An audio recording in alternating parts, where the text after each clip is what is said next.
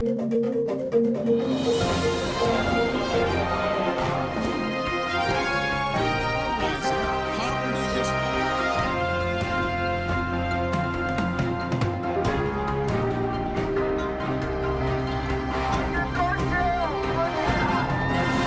me an up-close and personal view.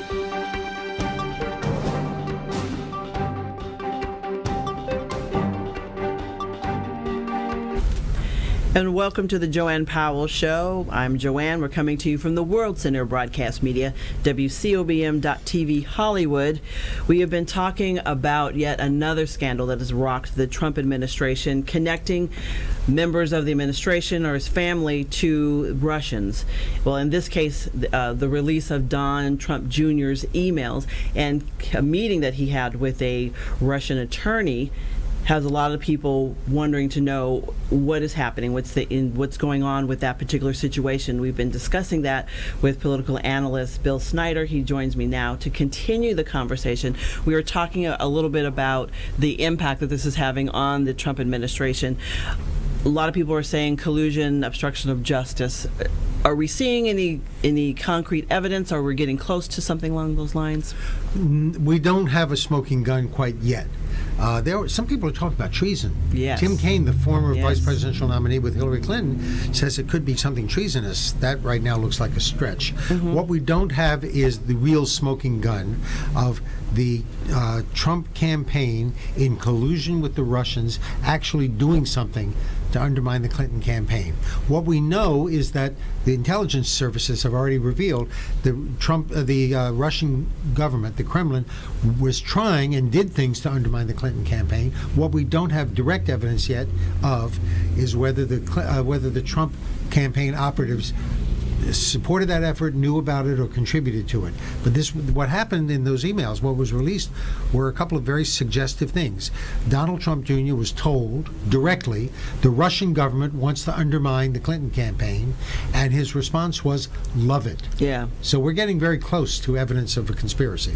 And that has a lot of people watching and waiting to see what shoe is going to drop next in terms of what's happening. Yeah, we're waiting for another piece to fall. Mm-hmm. This will be taken very seriously by Robert Mueller, who's investigating the president and the campaign for possible collusion with foreign nationals. It is illegal for foreign nationals to contribute anything of value to a U.S. to a U.S. campaign, period.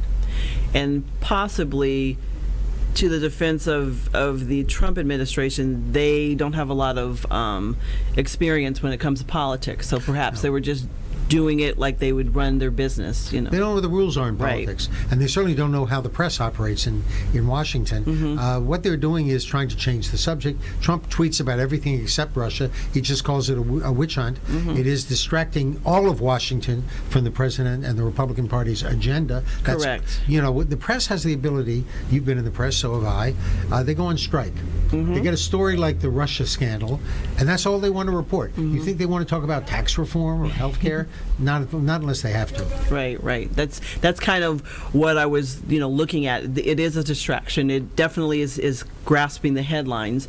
You were talking about, you look at the New York Times, and there's nothing in there about health care reform or tax reform. Not today. Not today, because that is the story about what's going on with It's sucking Don all Jr. the oxygen out of the media coverage. Definitely. Trump resents that, but he's also doing something politically very shrewd.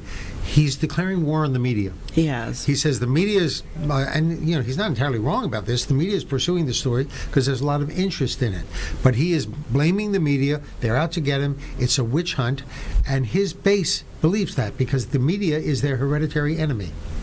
Well, I think also a lot of what they're doing is showing some inconsistency. So that's what their purpose is, not to be the friend of the president, but to be kind of the informant of the people, so that things. That's what the press is the watchdog. Exactly. The press is the only private institution mentioned in the United States Constitution, freedom of the press, and it's there in the First Amendment for the press to be a watchdog on government.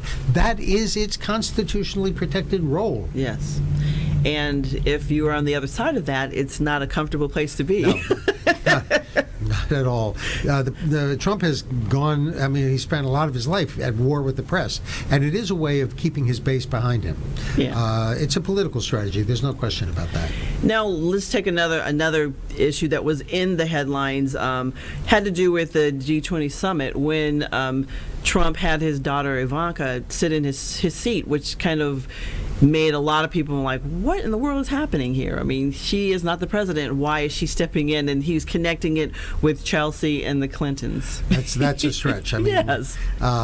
It was a foolish thing to do, and he's been criticized for it. I don't think it's catastrophic, but it was a very foolish thing to do, and it's something that once again reveals the inexperience and non-professionalism of this administration. Look, a lot of people elected Trump, voted for Trump, not a majority or even a plurality, because he's not a politician. Right. Well, we're paying a price for that.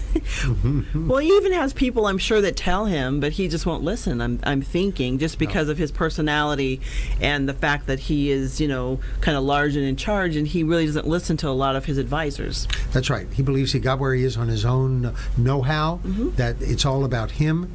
He doesn't even have that much respect for the Republican Party. I mean, look, he got elected on a coalition of populists and conservatives.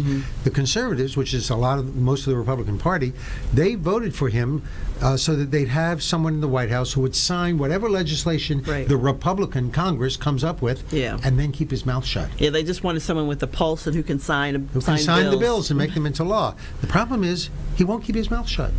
He tweets all day long. And when he was criticized and people are urging him to stop tweeting, his response was, they want to take my voice away.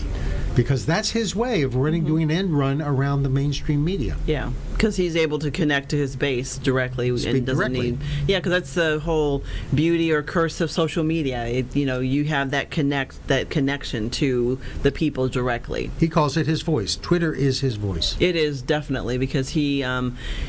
I think during the early part of the campaign, the media gave him a lot of airtime, and then things shifted and changed. So now this is the way that he can control, what gets out there, because you can't control the media collectively, I don't think. Yeah, and he's giving the Republican Party in Congress an awful lot of headaches. I mean, Republican ratings are falling.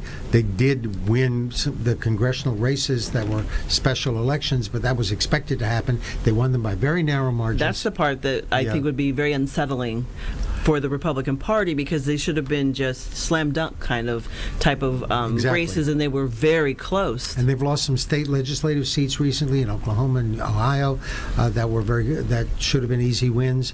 They're getting worried. Yeah. When the president's approval ratings start dipping into the 30s, that means his party is in trouble. Yeah. And likely to face a setback next year.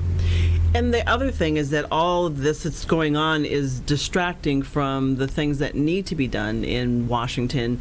And it's hard, I would think, as a Congress to focus on these things with so many distractions. That's right. Something needs to be done about to improve Obamacare, to fix Obamacare, because there are a lot of problems with it, with insurance companies pulling out and people facing no choice of insurance companies, or maybe only one choice. Things have to be done to fix it. And the only way we really can be fixed is bipartisan. The problem is that the civil war, the political civil war in Washington, has become so bad that Republicans don't want to work with Democrats, and a lot of Democrats don't want to work with Republicans. So it's become very, very difficult. And that's the issue that most people, American people, are very frustrated with what's going on in Congress, because they are saying, we need resolution. We need you all to work together. Even though you may have some history or whatever, we sent you there to come up with legislation that, for health care reform.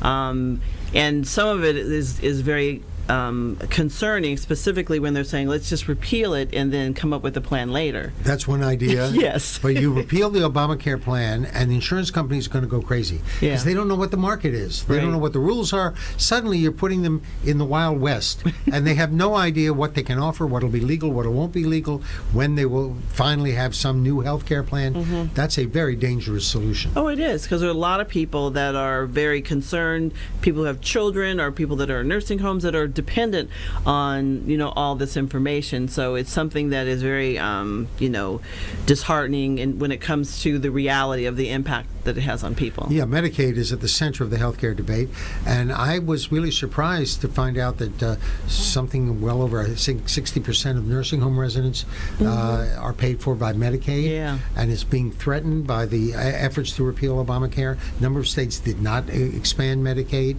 Some did, and they have Republican governors, like Brian Sandoval in Nevada, who is opposing any change to Obamacare, or the kind of change that the Republicans want to carry out. This is a crucial issue. That's the issue most Americans are interested in. And they want something done about. And this scandal seems to be distracting everyone's attention. Well, we have run out of time. I'd like to thank you again for coming back on our show. We always enjoy the conversation. Okay. When we come back, we're going to continue the conversation on healthcare reform. We've got healthcare expert Minda Wilson, so don't go away. If you are an adult that began college and has not finished your college degree, let me put it to you straight. If your lifestyle and your standard of living is not becoming to you, then you should be coming to us, Oakwood University Elite Program. We are the fast, flexible adult degree completion program for the busy adult, like you. Register today. Go to oakwoodleap.com or call 256-726-7098. It's time to leap. I'm JoAnne with the JoAnne Powell Show. You're watching the World Center of Broadcast Media, WCOBM Hollywood.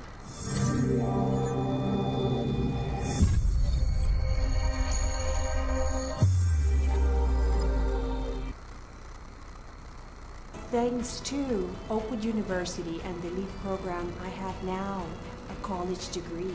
So to the Spanish-speaking members of this community who feel that the LEAP program is something you should consider, I would say, ánimo a la universidad. Considere el programa LEAP de Oakwood University. Go to oakwoodleap.com or call 256-726-7098.